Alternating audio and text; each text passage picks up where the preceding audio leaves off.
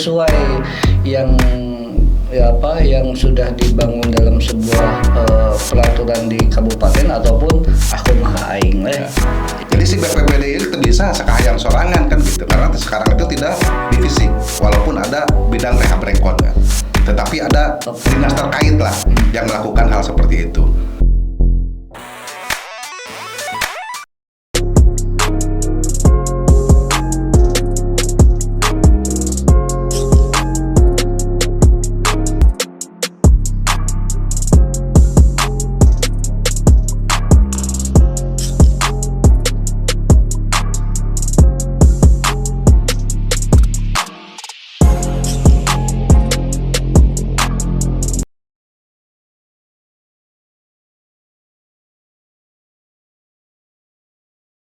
Saya sempat sama Wadita kan ketemu dulu itu kan di Giri Awas kan ya. Di Giri Awas, Giri Awas ya.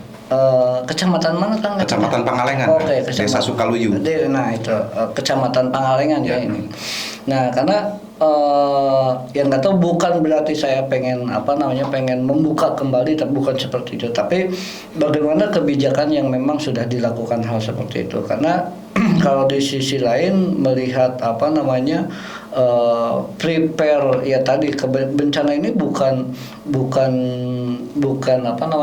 sudah diprediksikan bahwa hari ini tanggal ini jam segini akan terjadi bencana, enggak seperti itu gitu loh.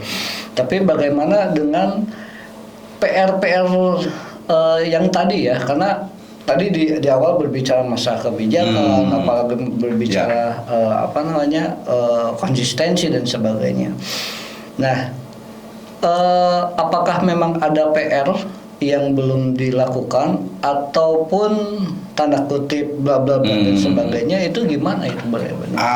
Itu Kang ya, karena memang sampai hari ini Baraya Bandung itu masih mengawal korban longsor. Masih ingat kita datang ke sana tanggal 16 ya.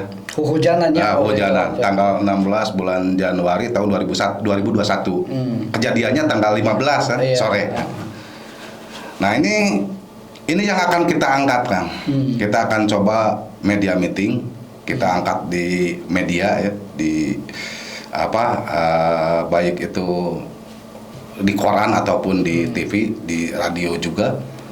Karena ketika kita melihat kejadian tersebut, itu kan ada korban jiwa.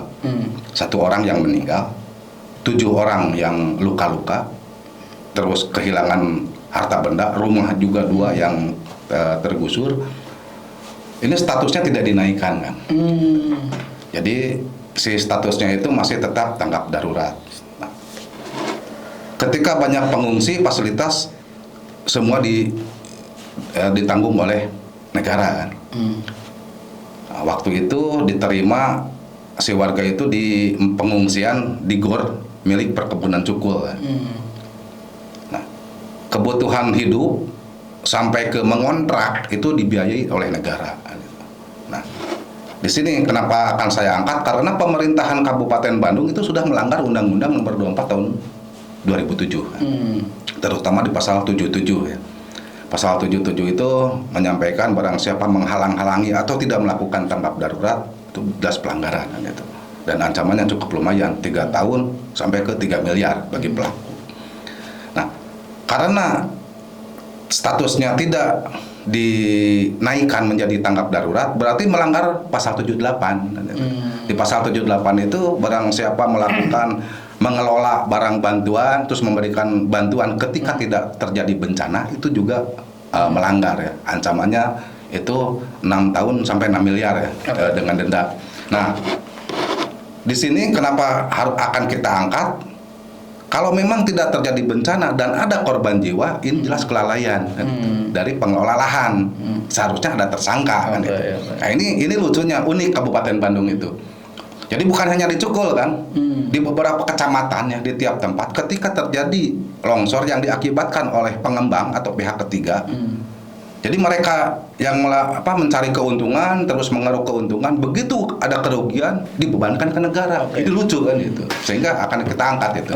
Wah ini saya pengen lebih menjelaskan lagi ya. Pertanyaan pengen menjelaskan. Contoh yang tadi korban yang di Kecamatan Pangalengan di daerah apa? Giri Awas ya. Giri Awas ya, di Giri Awas itu sendiri. Nah, untuk korban itu kan gini, kalau nggak salah Pangalengan itu ada 2 kependudukan regional. Persis. Apakah memang biasanya kebijakannya suka berbeda gitu loh. Apakah si korban ini warga perkebunan kan gitu ayah kan Ya, gitu betul. ya. Atau apakah warga desa gitu loh. Karena ini sudah lama yang bagaimana apa namanya status ini belum clear juga seperti itu. Nah, ketika ketika perbedaan status kependudukannya itu siapa saja yang memang harus harus sangat wajib, karena tadi ya kalaupun memang ini contoh ini si korbannya adalah warga desa kan gitu. Ini ditampung di perkebunan kan seperti itu. Nah, ini korelasinya seperti apa, Wak? Karena tadi ya kebijakannya ada di kebijakannya ada di daerah kan gitu ya. Jelas-jelas apakah memang ini difasilitasi oleh perkebunan atau dengan pemerintah ataupun masyarakat ataupun ya tadi pemerintah lokalnya sendiri, itu gimana, Pak? Itu justru kalau yang di Giri Awas ini itu semua ditangani oleh pemerintah daerah Kabupaten Bandung. Jadi si desa itu hanya membuat surat mengajukan apakah itu untuk kebutuhan pangan, untuk kebutuhan jatah hidup segala macam lah gitu.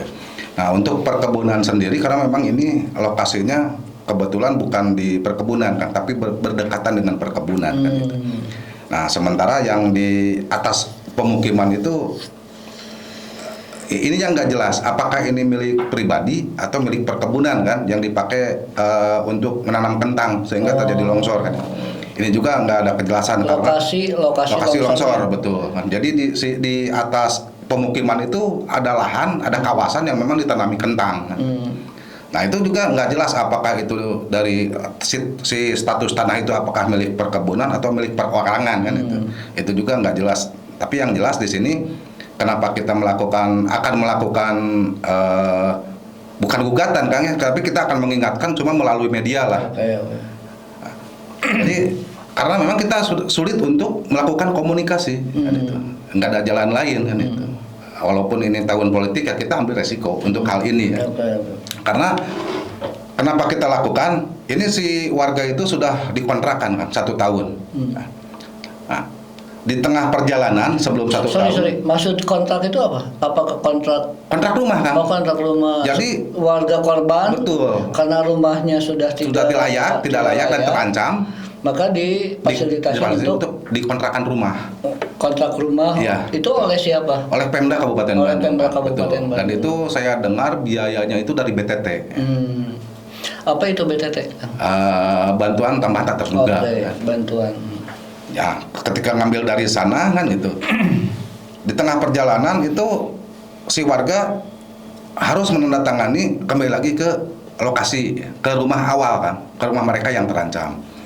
Nah, walaupun warga secara tidak rela untuk balik ya, sebetulnya saya juga kami di Baraya Bandung juga tidak sepakat kan. Karena hasil kajian dari geologi yang dilakukan oleh BPMBG itu jelas bahwa lahan tersebut tidak boleh untuk pemukiman dan itu harus direlokasi kan itu. Walaupun iya, saya sendiri secara pribadi juga secara lembaga menolak relokasi kan. Tapi dasarnya ada kan. Ketika kita melihat kajian dari geologi tidak boleh untuk pemukiman, ya terpaksa kita juga mendorong warga untuk segera dipindahkan gitu. Nah, sekarang si warga itu kembali ke rumah asal. Nah, 2 rumah yang hancur kena longsoran itu katanya akan diberikan pembangunan rumah melalui program Rutilahu. Nah, kan kalau Rutilahu itu bukan membangun dari awal kan. Hmm. Itu hanya membetulkan sedikit-sedikit dari tidak layak menjadi layak kan gitu. Renovasi lah ya. Iya, renovasi. Kalau ini kan rumahnya hancur kan, kan itu. Terus apakah ia cukup dengan anggaran untuk rutilahu kan itu? Ini juga jadi pertanyaan. Terus yang kedua, si lokasi rumahnya itu memang tidak di tempat asal, dipindahkan ke tanah Carik desa yang lokasinya itu bukan di desa Sukaluyu, jadi di luar desa. Itu di luar desa, ada di desa Wanasari kalau nggak salah ya, desa Wanasari.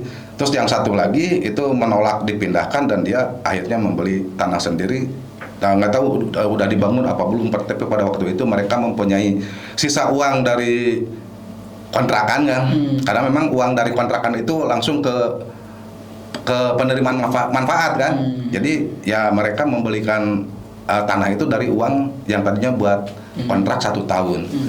Ini Pak, saya tertarik juga terkait dengan yang tadi warga ini kan beda desa, desanya, betul, gitu. beda desa. Yang satu adalah di desa Sukaluyu, yang yang menjadi lokasi longsor. Sementara tanah Cariknya itu ada di desa di Wanasari kan. Nah, apakah ini yang memang harus clear dulu menurut saya ya. Karena gini, tata ruang desanya itu kan dia disuruh direlokasi ke tanah Carik desanya Sukaluyu. Nah, artinya dalam wilayah sedangkan wilayah tempat relokasinya itu ada di desa Wanasari. Nah, artinya harus ada clearing gitu ya, harus status kependudukannya seperti apa gitu loh. Apakah memang supaya dipindahkan di migran gitunya ke desa eta, ya itu yang memang harus jadi pertanyaan. Nah, apakah sistemnya sudah kumaha ya? Jadi begini Kang ya. Itu untuk posisi di wilayah Sukaluyu itu memang cukup sulit juga sih secara geografis ya. Karena memang lokasi tanah Carik yang ada di desa Sukaluyu itu sendiri itu memang kondisinya berbahaya sebetulnya untuk pemukiman. Jadi yang aman memang di daerah Warnasari, yang ada di desa Warnasari. Nah, kemarin tuh sempat si warga diterima di PTPN.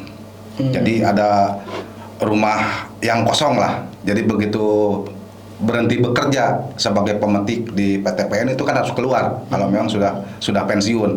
Nah, ini ada beberapa rumah yang kosong. Nah, si warga itu ditawarin silahkan menempati rumah tersebut, tapi dengan syarat mereka harus mau menjadi karyawan PTPN. Ini kan cukup berat juga kan.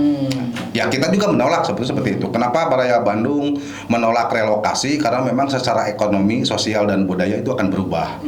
Nah, salah satu contoh misalnya si warga A dipindahkan ke warga B. Nah, ini si warga ini kebanyakan misalnya jualan.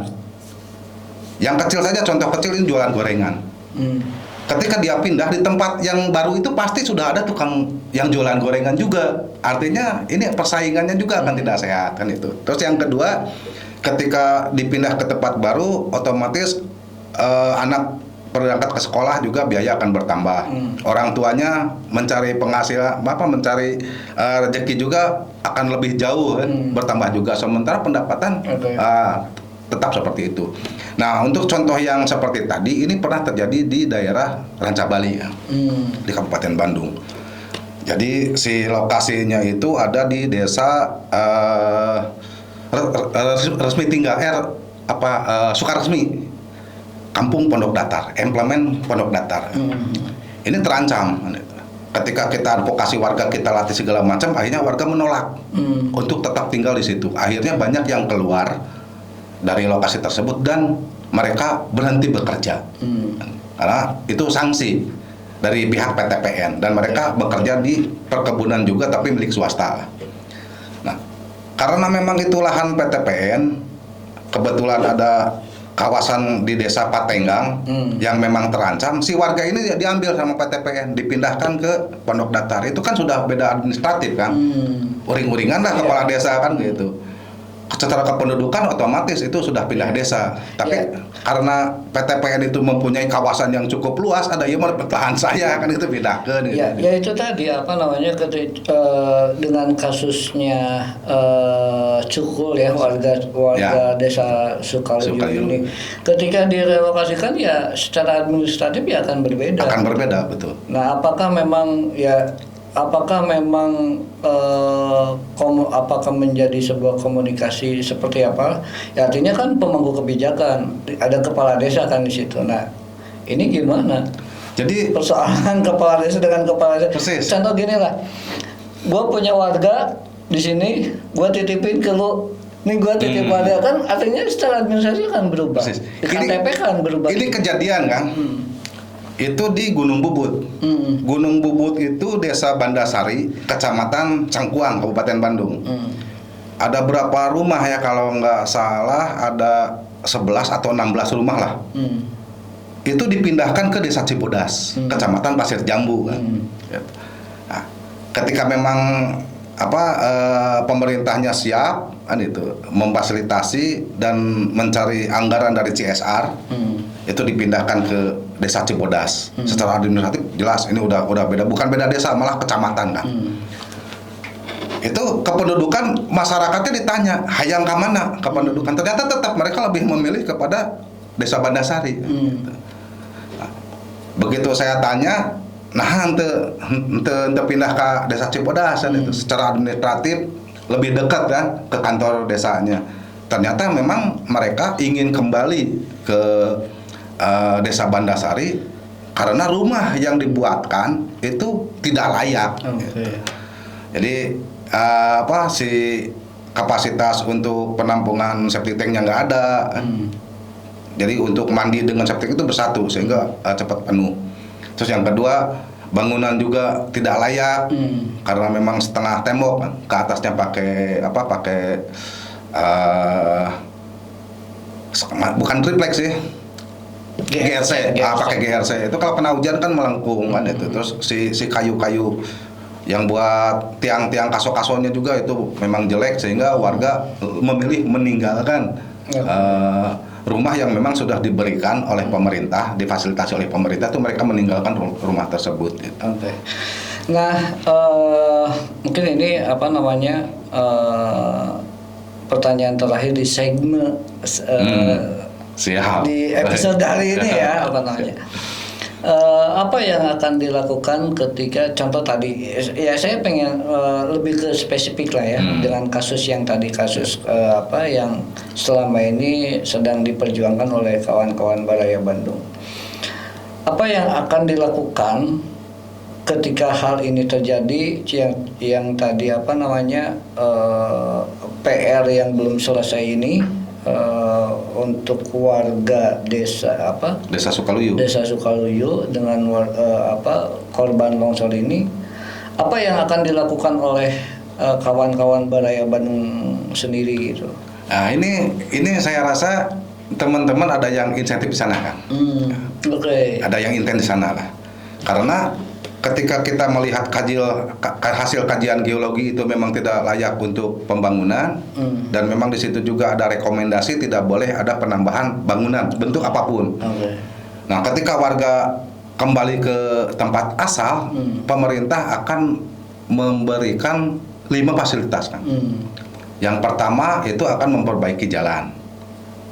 Padahal jalan setapaknya, dan memang itu jalannya milik perkebunan sebetulnya. Terus yang kedua itu penerangan. Yang ketiga penghijauan. Yang keempat itu pengeboran air, dan yang kelimanya akan dibuatkan posyandu. Jadi ya ini akan sangat membahayakan ya. Karena dengan penghijauan itu sendiri, apakah dalam kemeringan seperti itu ditanami kayu ataupun pohon yang lain, tanahnya akan kuat kan seperti itu. Jadi ketika berbicara kita melakukan mitigasi dengan melakukan penghijauan, penanaman pohon, belum tentu tanahnya itu kuat atau enggak untuk ditanami, kan seperti itu. Ini juga harus melakukan kajian kembali gitu kan. Oke, ini Pak, apa namanya, ya tadi ya mau tidak mau ini advokasinya ke pemerintah ya, pemerintah daerah, betul. Nah, sebelum ke pemerintah daerah kan di situ ada pemerintah lokalnya gitu loh. Terkait apa sih yang menjadi kebijakan, sorry ya tanda kutip, pemerintah desa, pemerintah kecamatan, Pak, ya itu pemerintah yang lebih, pemerintah kabupaten yang dekat dengan wilayah sendiri. Tanggapan mereka seperti apa ketika ini ya bisikianya kata pemerintah lokal itu ini udah selesai yang memang sudah apa namanya ya, karena apa porsinya segitu ya ini udah selesai. Nah, itu gimana dengan hal seperti itu sendiri? Ya memang untuk pemerintahan daerah kan, baik desa maupun kecamatan, itu mereka tergantung instruksi dari kabupaten. Ya artinya gini, apa namanya ya kan kalau saya lihat ya mau tidak mau dengan dinamika politik ya. Kalau apa namanya ya, kalau desa itu kan lebih otonom gitu loh, lebih bebas ya artinya. Nah, saya menggarisbawahi dengan konteks pemerintah kabupatennya kan gitu, seperti itu, yang dekat dengan apa ya SKPD lah ya, Satuan Kerja Perangkat Daerah Kecamatan, itu kan yang paling dekat. Apa tanggapan mereka terhadap kebencanaan yang terjadi 1 tahun kemarin? Bukan berarti ini untuk dibuka kembali, bukan, tapi dipertanyakan seperti itu. Ya memang mereka menganggap selesai kan, gitu. Ketika pemerintahan Kabupaten Bandung itu sudah memberikan bantuan yang kata mereka kurang kumaha kan gitu, nyahna pemerintahan gitu kepada korban. Saya sampaikan itu iya, tetapi di sini ketika Pak Bupati menyampaikan ini harus direlokasi, lokasinya itu yang sempat diperiksa oleh oleh PPMBG itu di daerah estate kan.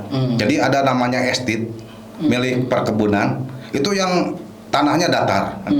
Itu luar biasa bagus, sumber airnya ada, ke jalan raya juga dekat. Itu pokoknya enak lah kalau dibuatkan buat pemukiman.